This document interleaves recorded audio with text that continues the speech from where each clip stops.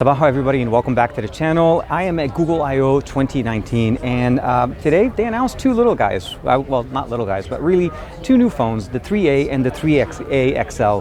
Basically two new Pixel devices at a more budget-friendly, at least starting point. They start at $399 and they're supported actually going to be sold in most carriers in the US. I'm going to say T-Mobile, I'm going to say Sprint, Verizon, and as well as US Cellular and of course Project Fi, because all of the Pixels will go there.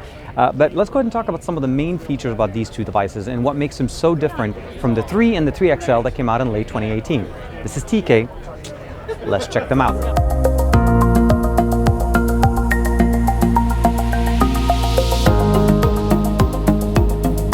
First thing we're going to talk about today is regarding the actual build quality. As you first pick up the device, you'll feel the difference in weight.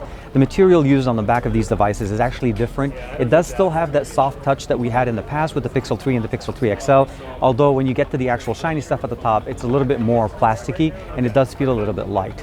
The processors that we have on both of these devices is the Snapdragon 670. We have 4 gigs of RAM, 64 gigs of internal storage on both these devices, non-expandable of course, and they are going to be available from basically major carriers in the US. So we have T-Mobile, we have Verizon, we have Sprint, we have US Cellular, as well as Project Fi.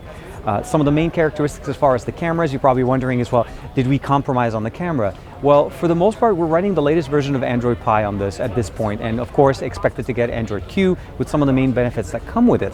But the cameras for the most part are very similar to the ones on the 3 and the 3XL. The only difference is when we switch over to the front-facing cameras, we don't have two sensors. We only have a standard focal length, so we don't have that wide-angle lens that we saw before. On top of the fact that both these devices, for the most part, don't have a notch, as we pretty much have a bar across the top and bottom. So don't expect any of the aesthetical issues that we had with the Pixel 3 and Pixel 3 XL with the notch issues. Both these devices are going to be running, again, the latest version of the Android operating system and will be available starting tomorrow. As far as carriers, as I mentioned to you guys, you'll be able to pick them up. Initial impressions of what I'm feeling with these devices, obviously the price point and the cutting expenses that they did there, they took out wireless charging, so we don't have that in there.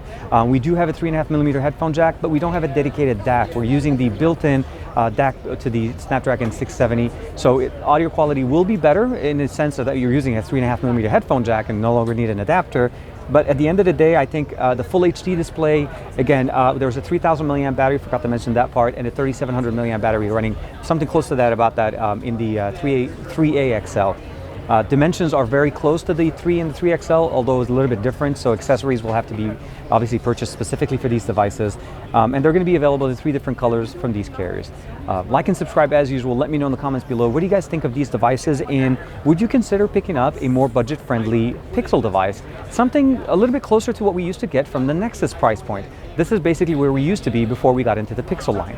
But we're not running the latest, obviously flagship processor, but still a very capable processor that is backed by the Google software team. So all the video image processing, the night, obviously the night sight, all of the different things that you can expect, it's going to be present there, and of course just lack of secondary sensors on the front. That's going to be the main thing, and of course something to keep us busy till we get with the Pixel 4 and the Pixel 4 XL. I'll see you guys in the next video.